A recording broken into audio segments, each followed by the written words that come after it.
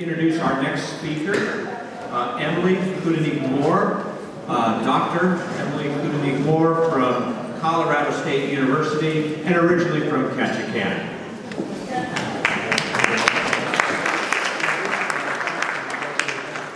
Good morning. Can everyone hear me?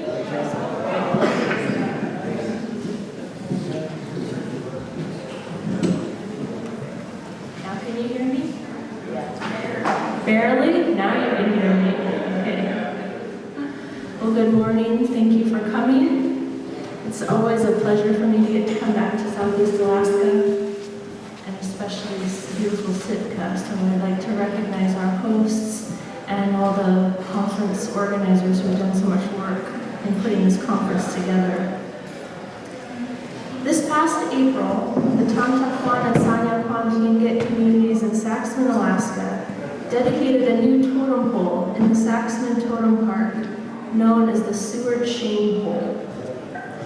The new pole, carved by Tlingit artist Stephen Jackson, replaced an older, deteriorated version, which itself was a replica of a 19th century pole first displayed at Tongass Village, some 40 miles south of Saxon. The original Tongass pole was a shame pole, erected in the 1880s to ridicule U.S. Secretary of State William H. Seward for failing to repay the gifts he had received during an elaborate potlatch hosted in his honor. According to the Tantaquan, Seward had stopped at Tongass Village on his trip to Alaska in 1879, 2 years after he purchased the territory for the United States from Russia.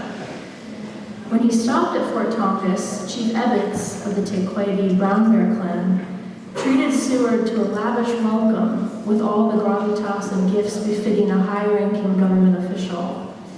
But after several years went by, and Seward did not repay either the courtesy or the generosity of his hosts, quote, "The Seward Shame Pole was erected to remind the Tongass people of this fact," unquote. Renewing Seward's shame pole in 2017 is significant, not only to show that a 150-year-old debt has not been forgotten, but also because it is the same year that the state of Alaska celebrates the 150th anniversary of the Alaska Purchase, which was largely orchestrated by Seward. Just 2 months after the Tlingit community in Saxon raised the pole to shame Seward, the Alaska Historical Commission in Juneau unveiled a bronze monument to honor Seward in front of the state capitol in Juneau, hosting a dedication ceremony as part of the celebration of the Alaska Sesquicentennial. The bronze monument, which was created by Ketchikan artist David Rubin and his sister Judith Rubin, depicts a stately Seward with facial scars that I'll talk about more in a moment, and the famous black cape that is now in the Alaska State Museum, holding the Treaty of Cession that he signed to transfer Alaska from Russia to the United States in 1867. Seward stands on a plinth of Totem marble from Prince of Wales Island, echoing the Totem marble on the famous columns, you can see him right back here, behind him on the Alaska State Capitol. Framed between the Alaskan and U.S. flags, placed in a new park designed for his bronze likeness, Seward is positioned quite literally in this monument as integral to Alaskan history and to Alaska state government. In my talk today, I want to put the Seward Bronze Monument into dialogue with the Seward Shame Pole, a dialogue which was intended by the Saxon Tlingit community, but which has not been part of the permanent record of the Seward Monument dedication. Several of the speeches and signs shared at the Seward Monument's unveiling did mention the sensitivities of Alaska Natives to the celebrations of the Alaska Sesquicentennial. And later in this talk, I will show some slides of how the Seward Shame Pole specifically has been incorporated into temporary exhibits and talks in Juneau. But the Seward Shame Pole deserves a prominent place in this narrative of Seward's legacy and in the public history that we proclaim in the Alaska Sesquicentennial. As several Tlingits in the Saxon community have told me, the shame pole has come to stand not so much for the specific 1869 potlatch that remains unpaid in terms of dollars or stacks of furs. Instead, it is, and perhaps always was, more about Seward's failure to recognize the status and sovereignty of Chief Evetts and his Tontaquan people, and of their claims to the land and waterways that Seward claimed to buy. Evetts recognized Seward's statue and honored him with appropriate gifts, but Seward did not recognize Evetts. And from this initial misrecognition followed a series of more misrecognitions that left the Tontaquan as one of 5 landless communities that is still not recognized under ANCSA. The Seward poll offers a physical reminder of this larger struggle for the recognition of Alaska Native claims and rights in the Alaska Sesquicentennial, and its social biography charts this series of misrecognitions from the time of Seward's first visit to Alaska.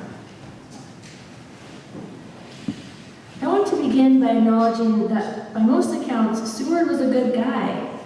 He was an abolitionist who housed fugitives in the Underground Railroad in his basement, supported free education for women in his home state of New York, and became Lincoln's ablest statesman during the course of the Civil War. As Lincoln's right-hand man, he was targeted for assassination the same night that Lincoln was shot in Ford's Theater, although Seward survived his attack, and the scars and the misshapen jaw that he bore as a result later impressed Tlingit leaders he visited in Klukwan. And some of you, I'm not sure how many of you already know, many of you probably know these stories, but Chief Cole Cook of Klukwan was apparently so impressed with Seward and his statesmanship that he tattooed his name into his arm.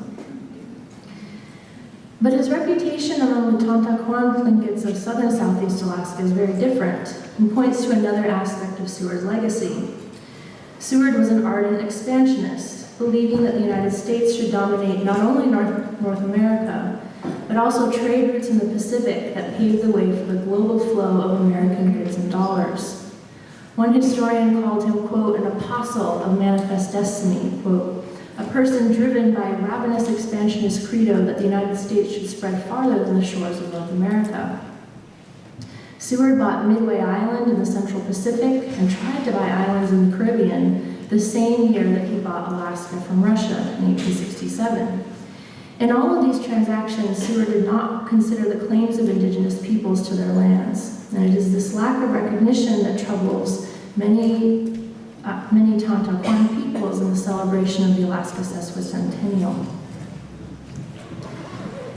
The original version of the Seward shame pole was erected sometime in the 1880s, more than a decade after Seward had visited Tonga's village, and after it was clear that he was not coming back to reciprocate the honors of the 1869 potlatch. The original pole depicted Seward at the top, wearing a spruce root hat piled with 3 woven discs to indicate his status, and sitting on a bentwood box that served as a pointed symbol of the many gifts he had been given as Evetts' guest of honor. According to most accounts, his face was painted white, and his ears and nostrils red as a mark of shame, although elsewhere I've heard that these red markings aren't necessarily a mark of shame, but that's how Tontaquan Tequati Tlingits interpret these colors, so it's really my interpretation as well. The accounts differ on what exactly happened at Tonga's village in 1869. Tontaquan tradition holds that Evetts gifted Seward tons of furs, blankets, and other presents befitting his rank when Seward made a brief stop at the U.S. military fort at Tonga's Island. Curiously, however, Seward made no mention of a potlatch at Fort Tongass in his own autobiography. He did note meeting, quote, an intelligent chief and going into his spacious house, but there was no remark of any major gathering, and whatever diplomatic favors he received, he apparently felt were returned by inviting the chief's family to dine with him for dinner on the Active, that was his ship. He did note several gifts that he took home with him from Tonga's village, among the most prized a bald eagle that had been injured by a hunter, and which Seward kept at his home in Auburn, New York, as a symbol of the coat of arms of the American nation-state that he had helped expand to Alaska. If Seward had not noticed an important diplomatic exchange, however, Chief Evetts had, and he was deeply offended when Seward did not reciprocate by recognizing Evetts' own stature as head of the southern village.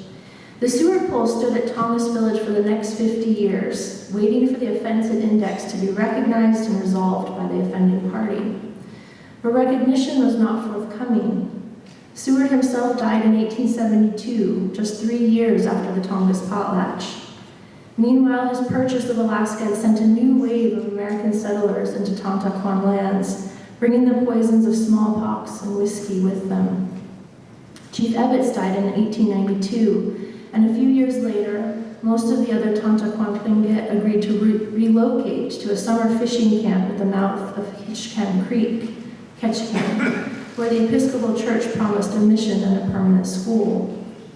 At the same time, Sanya-Kwan Tlingits from the nearby village of Cape Fox moved to a site they named Saxon, just south of Ketchikan, where the Presbyterian Church would provide a mission and a school. These relocations began in 1894, and because of the promises to church missions not to partake in heathen customs, few new totem poles were erected in the new villages. The only Tontaquan pole that was erected in Ketchikan, the Kajuk or Chief Johnson pole, was soon edged out by the hundreds of non-native settlers who encroached on Tongass lands, building a sawmill, dock, and even a baseball field at low tide. The second iteration of the Seward pole arose around this time in 1940, when a New Deal program overseen by the U.S. Forest Service and the Civilian Conservation Corps began to restore totem poles in lands that the government called the Tongass National Forest, but what Tlingit and Haida people claimed as their own clan lands. This was yet another case of misrecognition, for the Forest Service initially passed over the Seward pole at Tongass Village because its relatively plain shaft did not recommend it as worthy of restoration. It was not until a student of the famous anthropologist Franz Boas told the Forest Service that the pole was, quote, of exceptional interest, that the agency decided to have it replicated for the new totem park that it was sponsoring at Saxon. And just to be clear, Saxon, of course, is Sanya-Kwan territory, but this was a Tontaquan pole, so this was part of this mixing that the Forest Service and the New Deal program kind of encouraged in the 1930s and early 40s. Even then, the Forest Service went ahead with replicating the Seward pole without knowing its full story. In December 1940, one Forest Service official noted that, quote, "We have been unable to obtain anything on the story of the Secretary of State pole from Tlingits in Ketchikan or Saxon due to their being continually indisposed," unquote. Another Forest Service official noted, quote, "It is strange that so little seems to be known of the Secretary of State pole. It makes one suspect that there is more to the story behind it than natives want to divulge, and that they're reluctant to tell the real history," unquote. Perhaps they were. One wonders if the Forest Service would have continued to pay Tlingit men enrolled in the Civilian Conservation Corps to replicate the pole if they knew it shamed the very government that agency was representing. But by 1948, when the Forest Service published a guidebook to the totem pole at Saxon, the story had come out with the rather diplomatic quote that I read to you at the beginning, quote, "Seward did not repay either the courtesy or the generosity of his hosts, and the pole was erected to remind the Tongass people of this fact," unquote. The CCC version of the Seward pole was carved by Charles Brown, the lead carver at the Saxon CCC camp, whose work I've discussed in a previous clan conference. Brown was the son of William Brown, a Tongass Tequaiti man who belonged to the same clan as Chief Ebbets. And although I have no evidence to confirm it, I would be very surprised if the young Charles Brown did not know the story of this pole through his own father.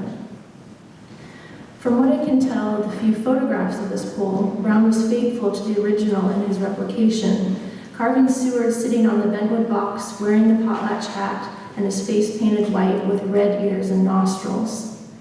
The pole now stood on Sanya-Kwan land, part of this larger mixing of clans and clans that the New Deal totem parks originated, but it was still clearly recognized as a Tontaquan pole, and the Sanya-Kwan its caretakers. The significance of this pole to the Tontaquan was also not forgotten, for Charles Brown and many other descendants of Chief Ebbets were working at this very moment for the U.S. to recognize Tontaquan claims to native lands. In 1940, Brown's father, William Brown, had helped to incorporate the Tontaquan as the Ketchikan Indian Corporation under the New Deal's Indian Reorganization Act. Brown and others were active members of the Alaska Native Brotherhood, which had organized the Tlingit and Haida settlement for the U.S. Court of Claims. In 1959, the Ketchikan Indian community was included in the Tlingit and Haida lands claim settlement, where the U.S. Court of Claims recognized that, quote, the Tlingit and Haida Indians exclusively used and occupied most of southeast Alaska at the time of purchase in 1867, and that the land had not been abandoned by the Indians prior to the dates of taking, and that they were owed money for the lands the U.S. had appropriated. However, the Ketchikan Indian community was not included in the 1971 Alaska Native Claims Settlement Act, or ANCSA, in part because Ketchikan was considered modern and urban in character, and the Tontaquan or Tongass peoples remain one of 5 landless communities in southeast Alaska today. This is fast-forwarding through a long and difficult struggle for Aboriginal claims in Alaska, which I don't have time to detail fully here, but it is to note that through all of this, the Seward poll stood as witness to this struggle. In 2014, after nearly 70 years of standing in the Saxon totem park, the CCC-era pole began to deteriorate, and it was actually cut down when they noticed parts of it fall off and almost hit a tourist who was walking in the park. But the issues represented in the poll were not resolved, so the city of Saxon decided to commission a third version to keep its message standing, choosing Ketchikan resident and Tlingit artist Stephen Jackson to create the new poll. Jackson, who's well known for his contemporary take on traditional Northwest Coast carving, chose to create a new kind of portrait for Seward.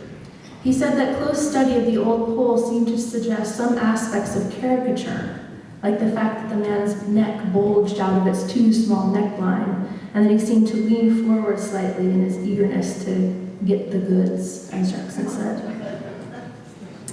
Jackson notes that many early Northwest Coast portraits of Euro-Americans blended realism and caricature, like the famous Haida argillite sculptures of Euro-American sailors with their bulging eyeballs and arms akimbo. So Jackson did this as well for Seward's face. He studied many photographs of Seward and chose to portray the famous stabbing wounds and broken jaw that Seward sported after the 1865 assassination attempt. And you may know that David Rubin, who created the bronze sculpture in Juneau, also included these scars, even though there was a lot of controversy because Seward himself wasn't proud of them. But the head is huge for the body, the blue eyes bulge, and Stephen did paint the nostrils and ear creases red to acknowledge the continued shame of an offense that has still not been put to rest. The totem pole raising held in Saxon on April 29th was not widely publicized, due in part to local controversies surrounding the pole. Beginning in 2015, a local non-native woman who works as a tour guide in the totem park has circulated a petition, complete with a 3-ring binder full of travel plans and stage deadlines, urging Saxon Tlingits to invite descendants of the Seward family to Saxon in order to repay Seward's debts and remove the shame of the pole. The woman had gone so far as to contact Seward's descendants in New York, the Messenger family, who were initially interested in the idea, but who rejected the payback potlatch when they learned that it had not originated with the Tlingit community itself. The woman's proposals were explicitly timed to remove Seward's shame before the new bronze monument was erected in Juneau. As she wrote in a public petition, quote, if the Seward Tlingit potlatch was held July 1st, 2017, the Seward family could continue on to Juneau for the July 4th celebration. With the debt paid in full and peace offering accepted, the burdens lifted. The dedication of the Seward bronze statue is a new beginning for everyone, unquote. While these proposals in this 3-ring binder are perhaps extreme, they do suggest a larger pressure at times for Native people to get over colonial history, to move on after a single ceremony that is supposed to set it right. Tontaquan people in Saxon have resisted these pressures throughout the years of fighting for recognition, land claims, and status under ANCSA, and it will take more than a single ceremony to undo the debts tied up in the Seward pole. Willard Jackson, one of the elders in the Tontaquan Take Weighty Bear clan, told me that another branch of the Seward family in Nebraska is very serious about repaying their great-great-great-great-grandfather's debt to the Tontaquan people. But while Jackson would welcome a potlatch, he was not sure it would mean that the pole would be chopped up and burned down after this particular debt had been repaid. As Jackson said, quote, "There are other things that are still not resolved." He suggested that one option would be to raise a crane beside the pole and remove the red from the ears and nostrils of Seward's face to remove this particular shame for this particular figure, but to continue to use the pole to tell a story of healing that can take place through treating other human beings with dignity and respect. But he's not sure yet what will happen if the Seward family does repay this historic potlatch. Those are decisions that his older brother, Milton Jackson, head of the Tontaquan Tequaidi, will decide when the time comes. So the story is to be continued. What is certain, however, is that the pole continues to serve an important function for the Tontaquan community, particularly in this year of the Alaska Sesquicentennial. As Stephen Jackson said at the totem pole raising in April, quote, "It's an honor to keep the complexity of this story alive," unquote. This complexity is especially important because the Seward shame pole was not referenced in any of the signage posted near the bronze monument itself. It was not referenced in the official books that have been released about the Alaska Sesquicentennial, though I do hasten to note that the Alaska State Library invited Stephen Jackson, aka Jackson Paulus, to speak on this pole, and that Lieutenant Governor Byron Malott currently has an exhibit featuring the pole up in Juneau. So there has certainly been work to kind of put these monuments in dialogue. But it's a pity, in my opinion, that the pole is not mentioned in the permanent signage framing the Seward Monument so that it becomes an enduring symbol of the work of Alaska Native communities to be recognized for their status as equals and for their rights to Aboriginal claims. In this time of intense national debate over Confederate monuments and what we choose to literally cast in bronze for the future of public memory, it seems especially urgent to include counter-narratives to the official ones we portray, and to honor the important story that the Seward shame pole has to tell. Sheesh.